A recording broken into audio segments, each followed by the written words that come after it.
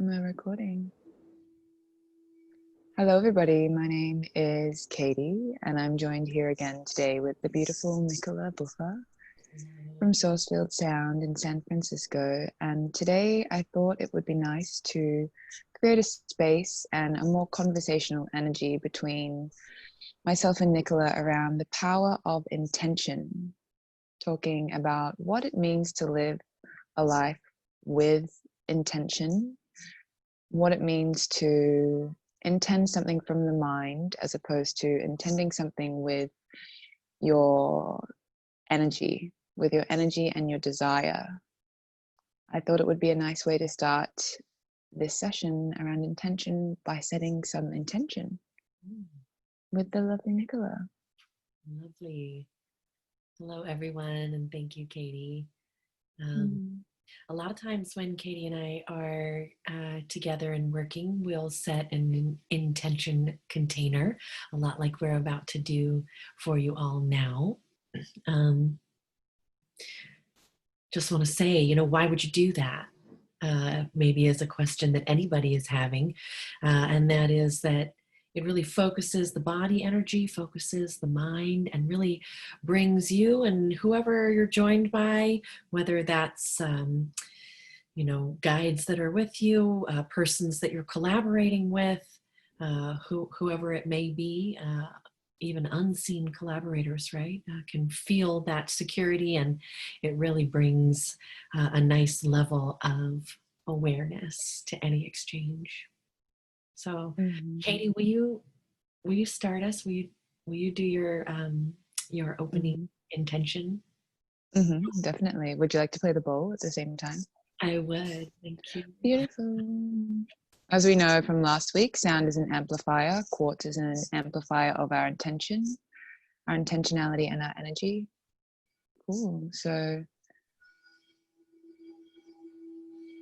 I set the intention for this collaboration to be in alignment with the very highest expression of source, consciousness, of divinity, of truth. I intend to align the consciousness with Nicola, that we may speak from our heart and speak with conviction and with passion, and with the intention to share what we know with others who may also be on a similar journey or a similar path. And any information that wants to flow through around empowerment for everyday living, empowerment for self-healing, empowerment for self-expression, I set that intention now.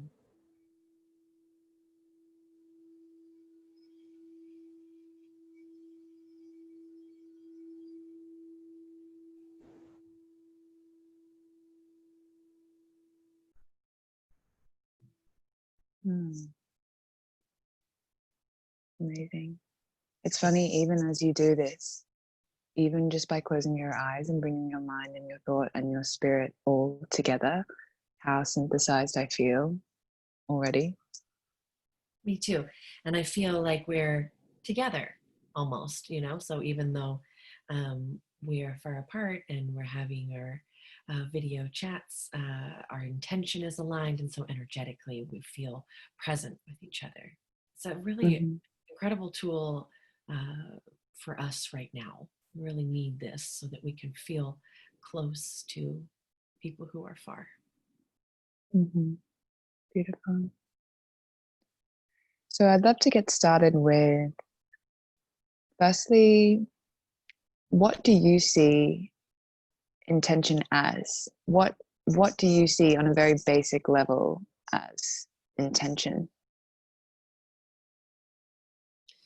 Well, like so many things, I feel like it starts in the mind for a lot of us, right? So we really, as humans, have our cerebral sensibilities and our especially sense of vision as our primary senses and as the primary way that we can relate to the world. Of course, I feel like other intuitive and intention setting practices can be a part of it. But I think for a lot of us, it really starts in the mind. It starts with a thought. It starts with a request of how we want things to be. It starts with that kind of a feeling about something coming up, and we think about, how do I want that to be? How do I want it to feel? How can I manage my expectation around this? How can I direct myself to be present? These are all, I feel, common seeds of intention in the everyday life, right? So we're about to arrive somewhere, and even just the simple breath and presence and like, okay, I'm going to be with it. Here I go. And so many times we're even just carrying very subtle intention like that throughout our day.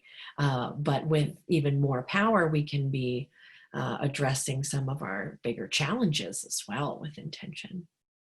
And that comes with a thought too, right? So a lot of times that may come kind of in response to a fear, or in response to something that we're concerned about, and how's it going to be? And we can begin with a thought intention to try to support ourselves and others who will be present energetically at the time.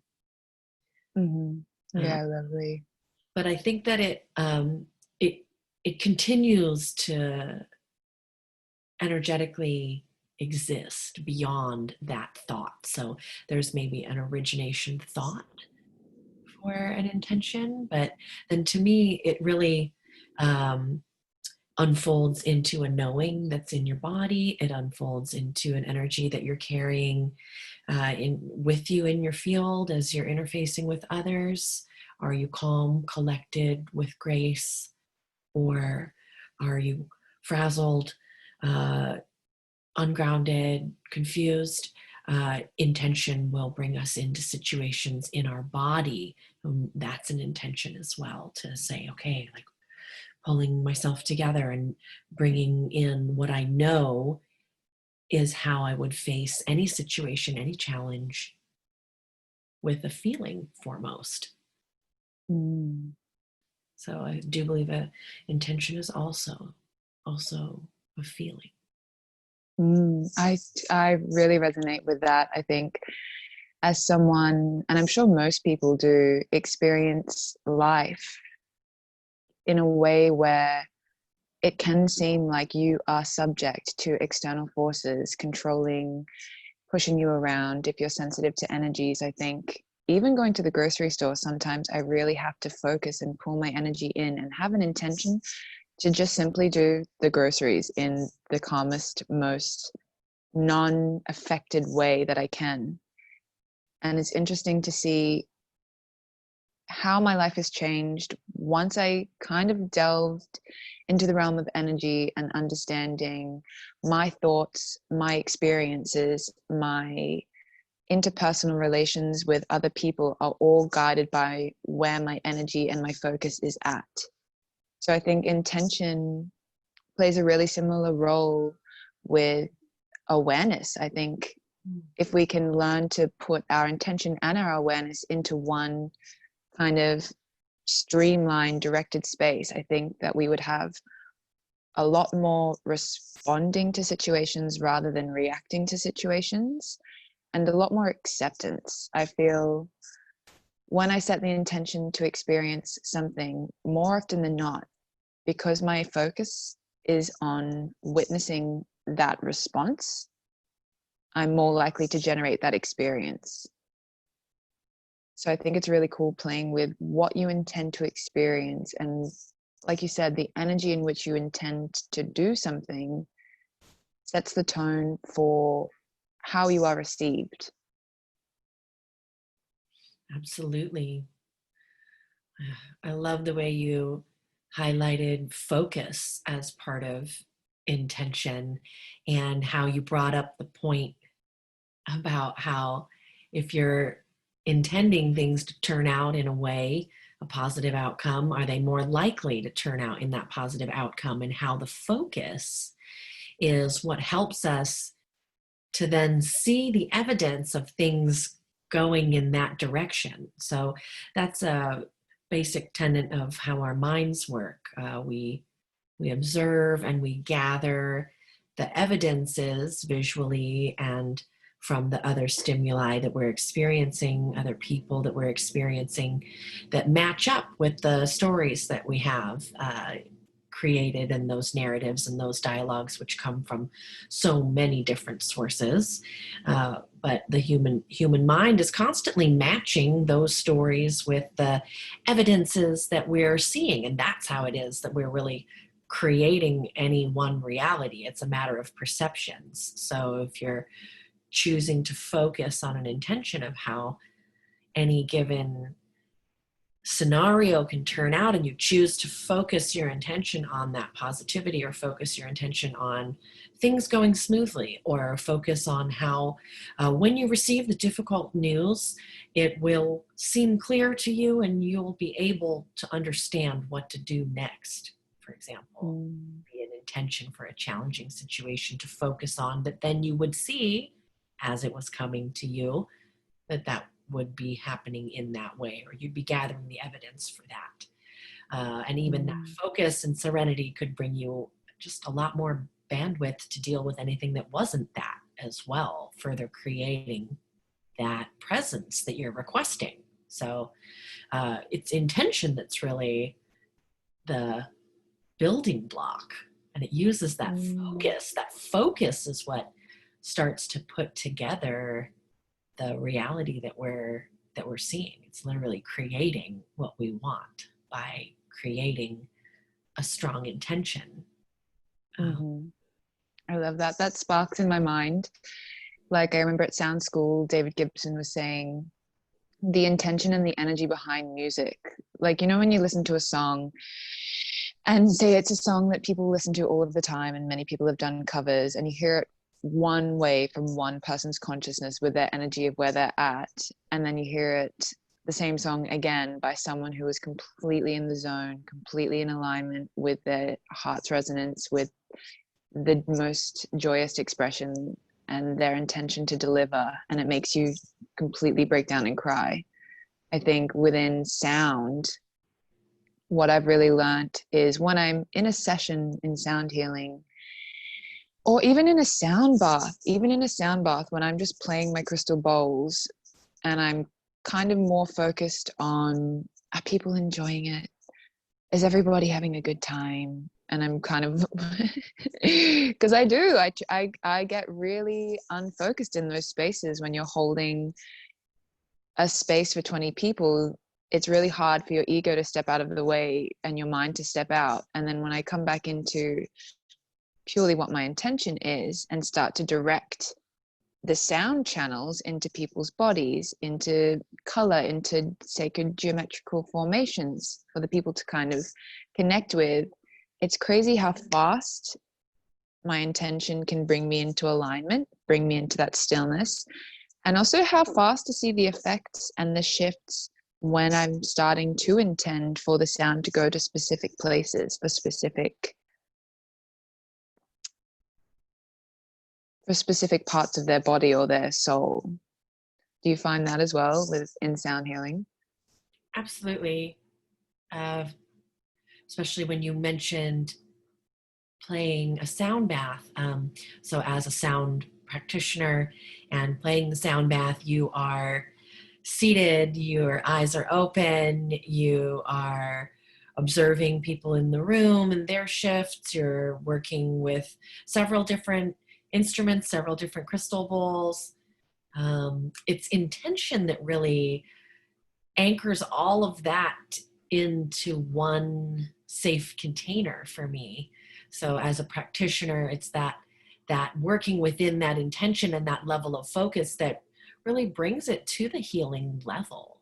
And that's a psychic power. That's a power of our mind as well. So that when you're thinking positively of someone, you're delivering to them the image of, for example, a color, right? So an intention behind giving anybody a color frequency is a very simple and loving act. Just give somebody a color supplement in a psychic visualization while playing a sound. And it is going to be Mm, stronger because it does have a vibration of its own. The thought mm, form itself has a vibration, and someone is receiving that. The psychic energy has a vibration in the quantum. mhm, It's activating molecules of creation that respond to intention. And mhm, it's, the matter will arrange itself when it's looked upon, right? So mm, um, that focus again, bringing mhm, that focus into a healing sensibility with sound as its vehicle delivers it even faster than if I'm just thinking good thoughts about my loved ones. Yeah, mhm. I love that. If people were at home and they wanted to play around with setting an intention, I guess going into, I'd love to speak about, I guess, the process of visualization and the very tangible effects that that has when you set an intention for that energy. Perhaps people who don't understand energy and don't play with in the realm of the quantum, or they hear that word and they're like, I have no idea what that means. How would we start to encourage and give people examples of setting an intention and sending a light color to someone or an energy to someone who's halfway around the world? And have you had any experiences of sending little bubbles of energy and witnessing effects and shifts in the recipient? absolutely. Yeah, because we've all had those moments where we're thinking well on somebody and then they call us, Mhm. and that's related to that energy is being transferred and they're receiving it and then returning it. Or I think you can do fun exercises with your friends, and just see what happens when you think positive thoughts and you tell someone, I'm sending you these positive thoughts, uh, Mhm. and ask them, can you feel it? See what Mhm. happens. Yeah, try it with your I friends. I Try. actually have a story. In my training, I did a holistic counseling online training, and one of the assignments, and at the time I was like, this isn't going to work. I don't want to do this. But one of the assignments was to choose somebody who you have been having conflicting experiences with, somebody maybe in your friendship group or somebody you know in the general public, where you think of them and you instantly feel constriction, you feel frustration, there's just tense energy. And then 3 times a day for 7 days, send them with your purest intention a ball of pink energy, generating the most vibrant pink energy that you can imagine, embedding it with your intention, with a slice of your energy for whatever you need, forgiveness, acceptance, or just literally sending them pink energy. And I chose a man who used to come to the cafe that I worked at, and we had some funky energy going on. And for 1 week straight, I visualized when he ate his breakfast, he ate pink energy. When he had a shower, he was being showered in this pink energy. When he put his shoes on, he was standing in this pink energy, and that would go up his body. And then I did that 3 times a day for 1 week. And then the second week, I came home and my partner brought from the cafe that I worked at a little plant. He had come to the space. I hadn't seen him in months. He had come to the space and he gave me a little plant with a little note saying, I'm so sorry. I hope that we can mend the situation. I hope that you forgive me. And I literally looked at it being like, never in a million years would you have done this for me outside of this experience. And secondly, it just really showed me like, wow, you just visualizing pink energy going on someone is real. So I think for people at home, like, practice that, practice sending someone who you've had a weird time with, obviously not with the intention to like gain a certain outcome, but creating a space where you can heal in that astral level, heal in that quantum level, the relationship chords between you and another. And it doesn't have to be in the physical sense. I think a lot of relief can be gathered from these types of meditations, sometimes we don't have the ability to talk to somebody that we would need to have a healing conversation with. You know, maybe it's unsafe, they're an abuser, maybe they've passed on, maybe they're wounded and not able to communicate, maybe we're wounded and not able to communicate, and so how can we have resolution? I think that these types of kind of active visualizations for repairing energetic rifts are effective. I think that song is really effective for that, right? Like, think about how people dedicate a song on the radio to somebody, and how powerful it is, and how many people can hear that message, or that when you sing a song to somebody, that they're going to receive this kind of deep level energy, taking it back to kind of a musical point of view, and the power of emotion of music, right? And how singing a song to somebody or playing a song for somebody and saying, hey, look, I really love you, like, I'm going to put this song on for you right now, like, whoa, so powerful, so healing. Hmm. You know, when you're talking about visualization, like, I know that's really difficult for some people. Like, some people are easily visual, and so the picture that's inside the mind is clear. It has cinematography. It moves. People can talk. You can invite people in. You can see certain scenarios. You can transport yourself. I mean, the limitations for some people are more, some people much less. So just to speak to the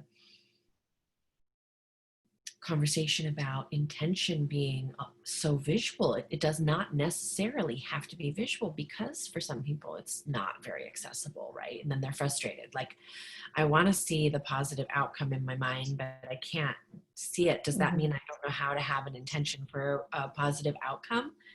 No, because you can also use your feelings for intentions. You can imagine what it would like to be present in a situation and use a heart-centered feeling, or a feeling of deep peace throughout the body, of embrace, right? We send people hugs with our minds. We say, okay, sending hugs to you. And do you receive them? When your friend says, oh, wish I could give you a hug right now, sending hugs, do you receive that energetic hug through the text message? Can you send somebody true solace and companionship when you know that they're hurting, and you take a moment to have your heart hold space for them, and you think for a moment, like, ooh, friend, I'm here for you. Feel the gravity of their grief. You know, these are feeling intentions that I think people can really receive as well.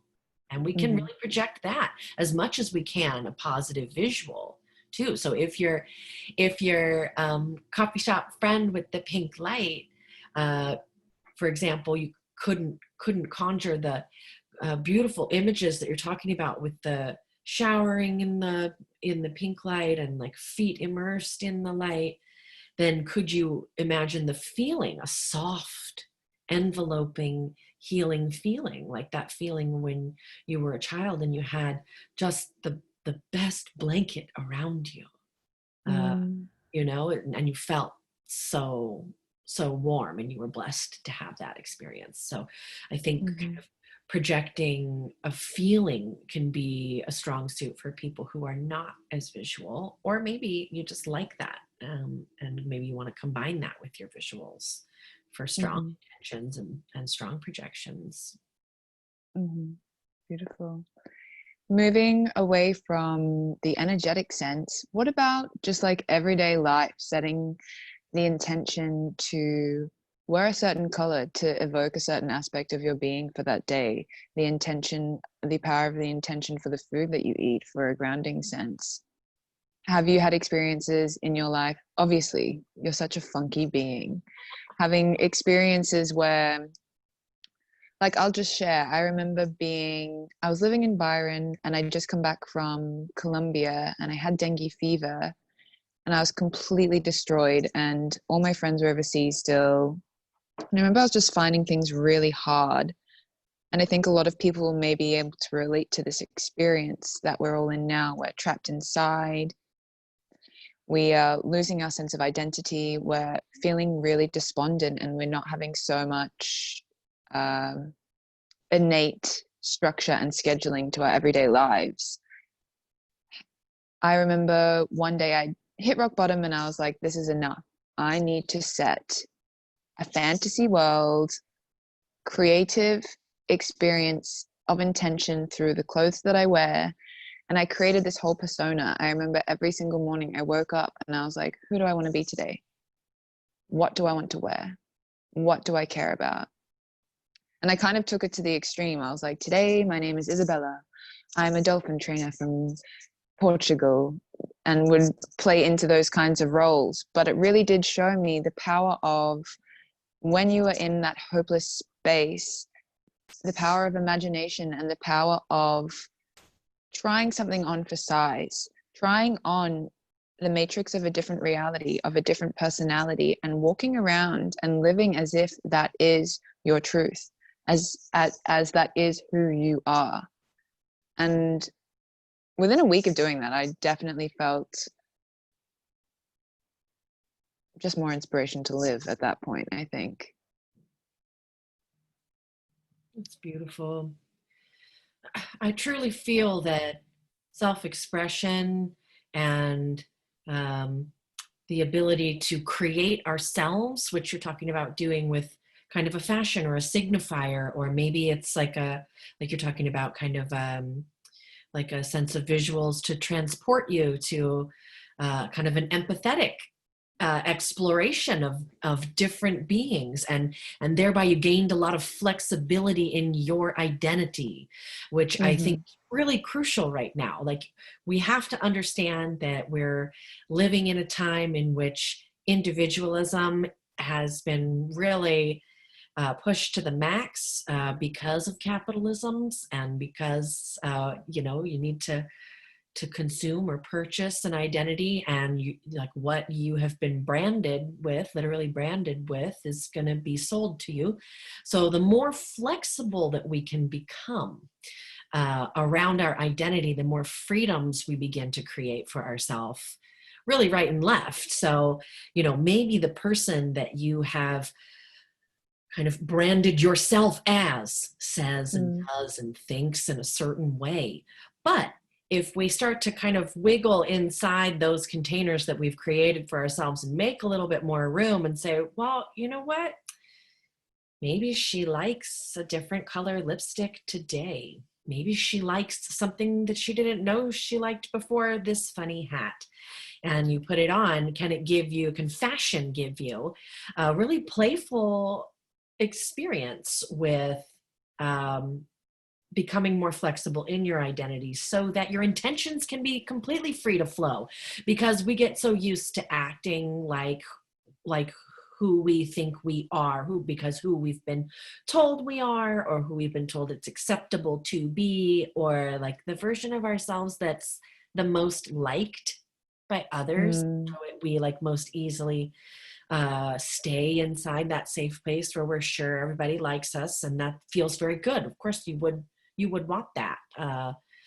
But when we're challenging that, we're actually making more room for more intentions and creating more flexibility to say, well, in the past, I may have felt this way around this situation, but I'm allowing myself to change by recognizing that I have a different intention that I used to, which is crucial Mm-hmm. right now in Mm-hmm. what we're being faced with quarantines around the COVID virus, and all of these challenges that have rippled out around that, where who are we? You touched on that kind of like identity question, and Mm. the truth is that the more flexible we are with how we see ourselves, the easier it is to call upon that that high self that we talk about, so that we can have at our disposal any intention, not just the ones that we used to do or we're used to.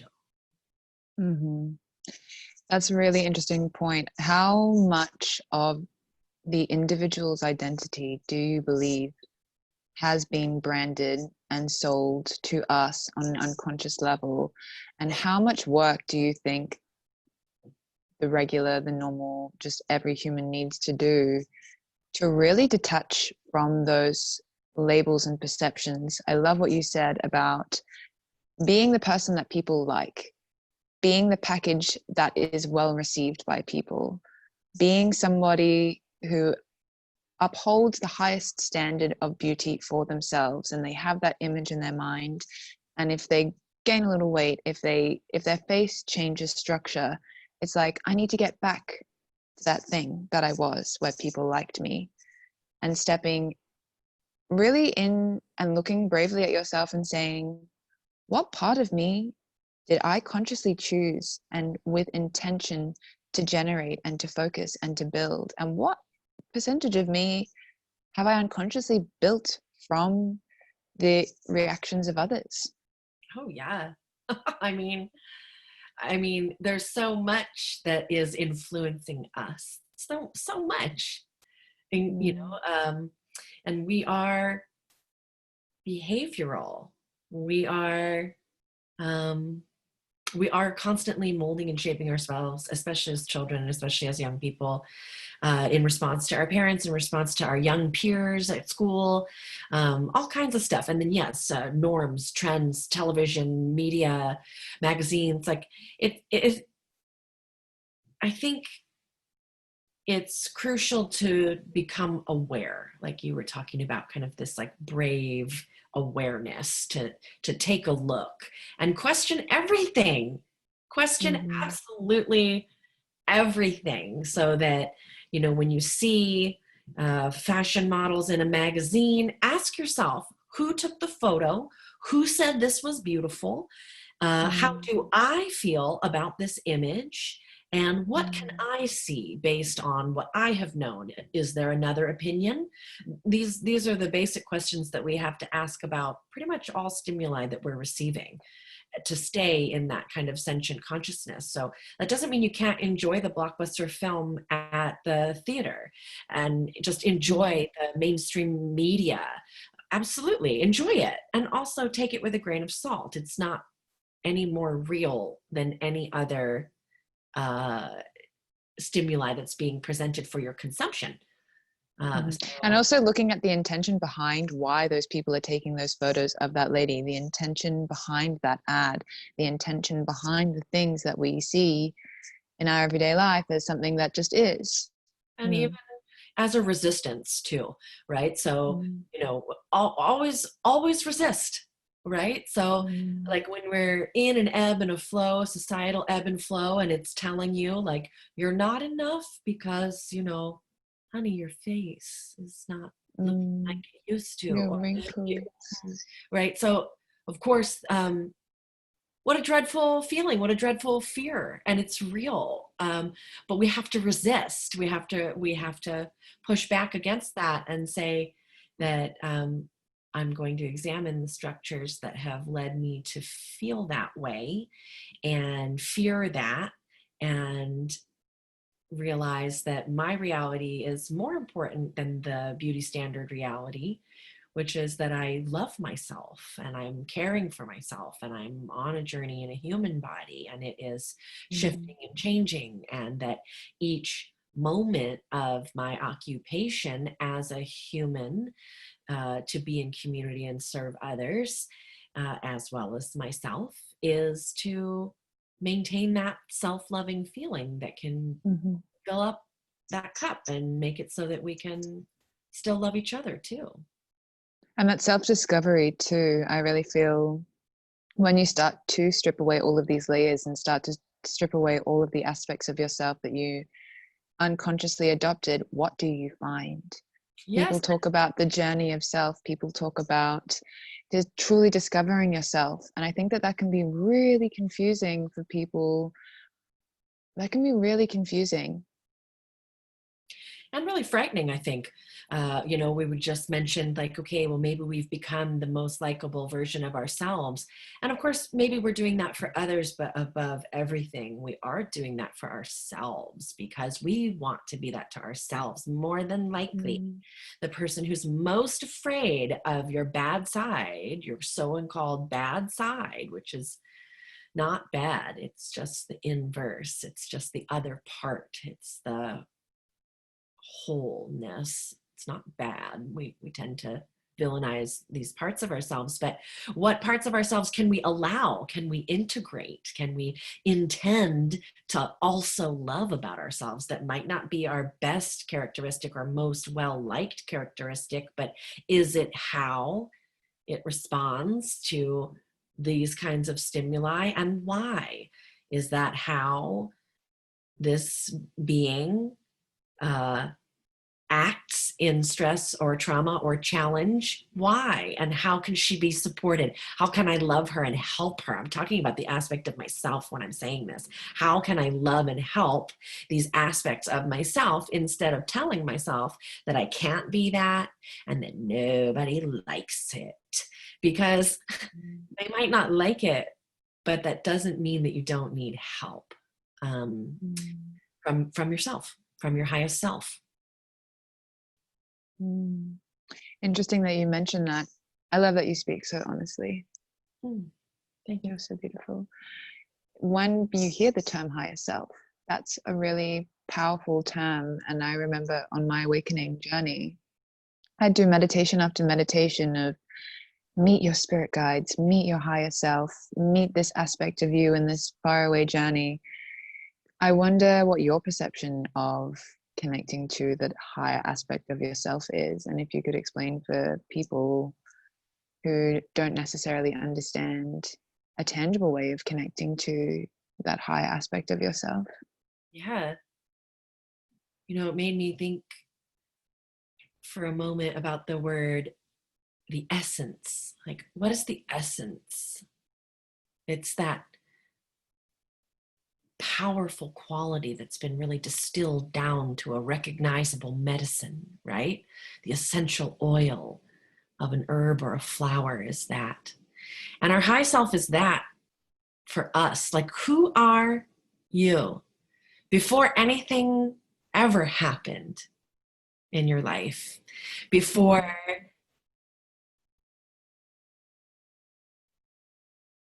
it's the part of you that knows everything that you are. It's the part of you that knows everything that you will be and everything that you have been. It's the part that is your inner wisdom. And a lot of us are not very connected to that. So for me, when I'm accessing and calling upon my highest self, I'm asking for this version of myself who really knows my true intention, really knows my corest values, my core most values, as if I were a child again. Because children know like that, how they feel, and they don't stop themselves from letting you know. And that's, your high self has that same wisdom to connect you with. So it's kind of a blend for me, a blend of connecting with this essence of myself.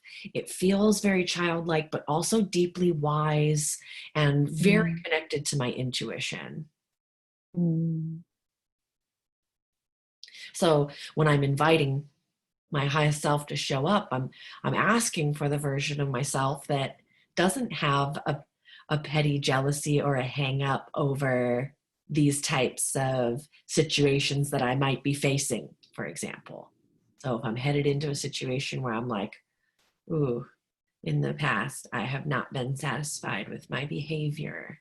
Okay, how am I gonna go forward? I'm gonna call in my highest self because she knows how to act in a way that isn't acting from a wounded place. She isn't coming from a triggered place. She's coming from this healed, whole, integrated inner wisdom that I have.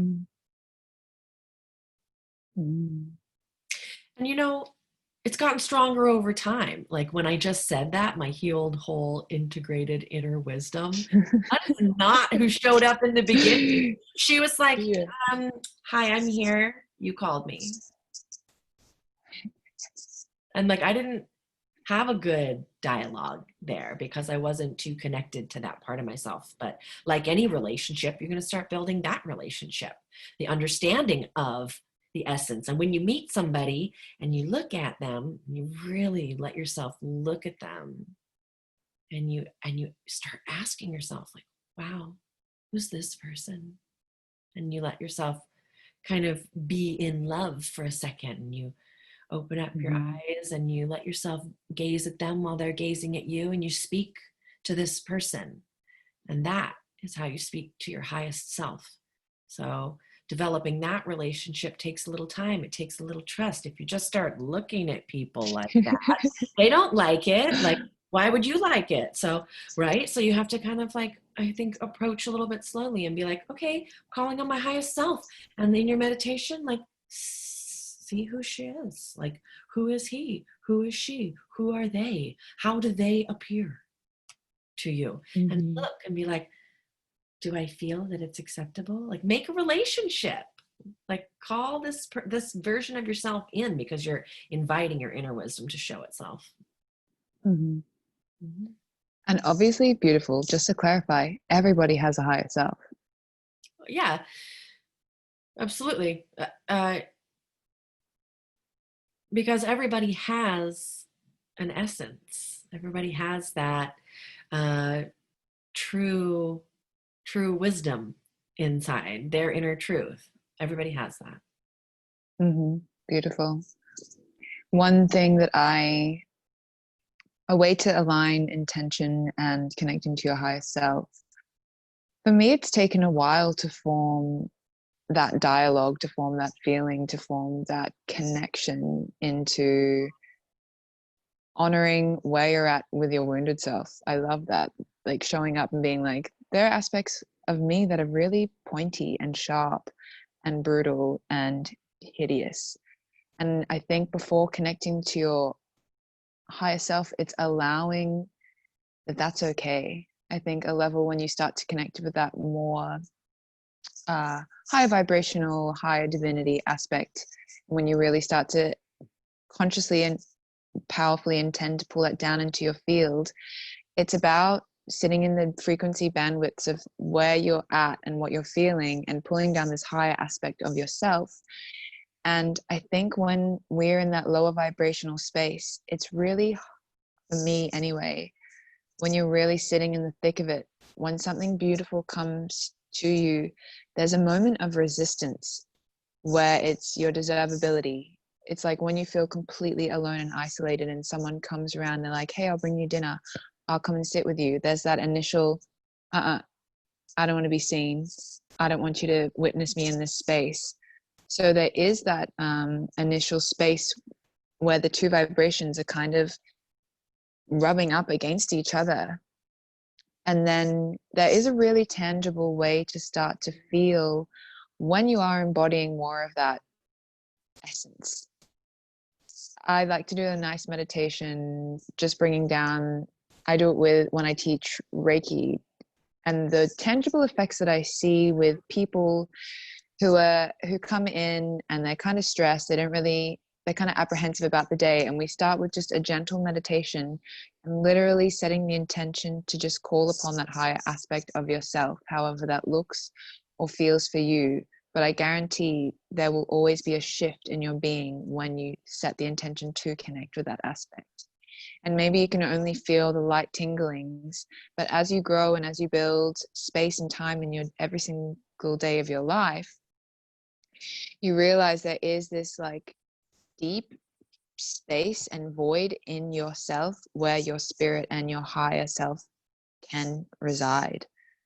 And living from that space every day, or even intending to live from that space and just try that on for size, creates really palpable shifts. Yeah. In your auric field, in your perception of yourself, in your perception of other. I know for me, when I'm in my highest light that I can embody, that purest essence, everyone else is beautiful. Everyone else is beautiful. When I look at myself like that, everyone I see on the street is doing the best that they can. When I'm in that space and I'm like self-critical and I'm judging and I've got too much on my plate, everyone I see around me is just, oh, the worst. And it's like, I don't have time for you. And it's just reflections of what you're choosing to embody.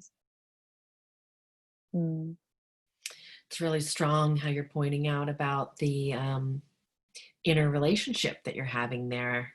I love the way you've just described how seeing others feels, and also that knowledge that you can get from yourself as you're in dialogue with this high self and creating this relationship, right? Like let me share with you. I think the first time that I ever tried to call on my high self, she showed up and she was like, in the meditation, I'm visualizing, I'm like, okay, high self, I'm ready, come to me. And I'm closing my eyes and I'm waiting. And she was really far away. Like I could see her. She was like so far away. And I was like, come over, speak with me. She didn't want to come over. She didn't want to talk to me. She was like, I'm not talking to you.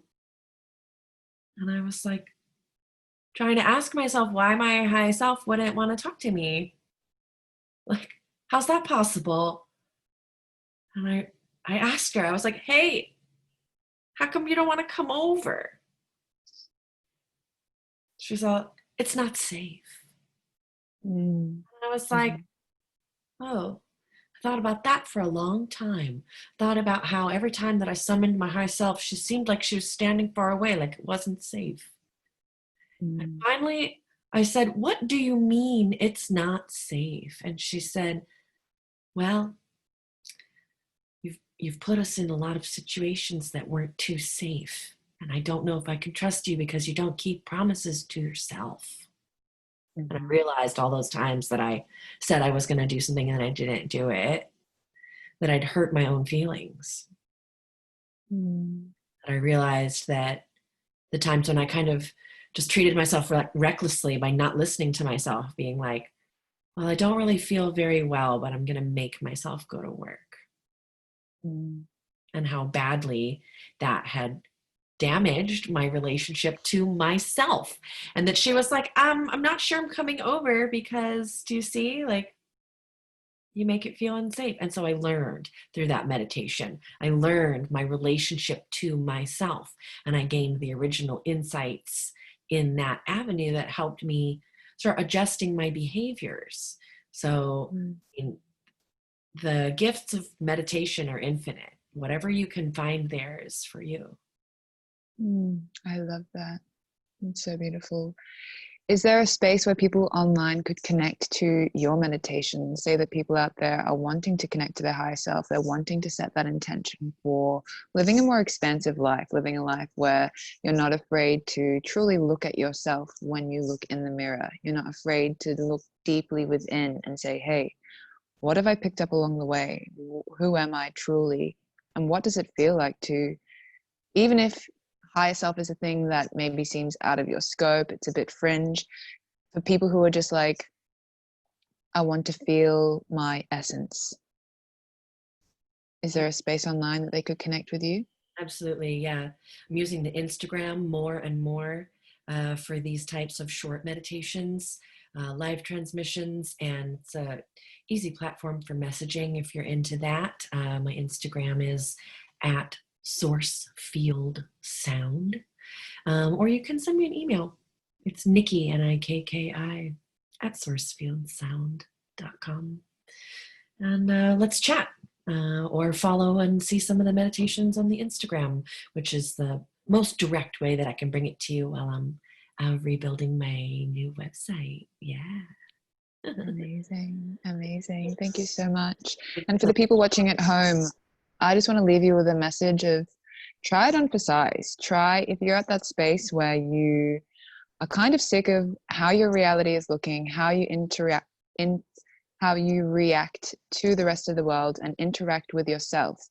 Try on setting the intention when you wake up to experience something more, experience something deeper, experience having any type of connection that you wish to experience, and just playing with it.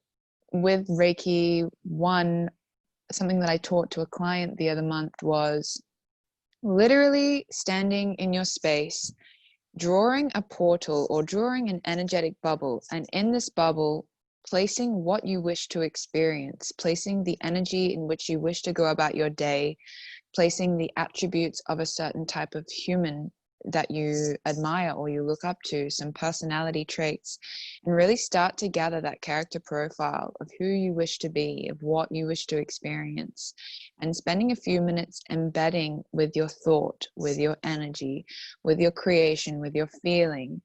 And once you feel that that's as much as you can generate, literally step into that space, step into the shoes of that person, step into the energetic bubble of that experience, and kind of put it on like an energy suit. And then feel how it feels to walk around as this person. How do they walk? How do they think? What do they like to eat? And just watch the shifts as you go about your day, and see how you were reflected upon by the people who interact with you, people at work, how you feel inside yourself. Because it can be really instant that you can feel a shift within yourself. And calling on your higher self can be something that you can do every single day. And after a few months of playing around with this, you will get to where you want to be, because you already are that on a level. Thank you so So much. That was amazing. beautiful. Thank you, everyone, Yeah. for tuning in. Thank you, Nikki. Thank you, See you Katie. next time. Yeah. Bye.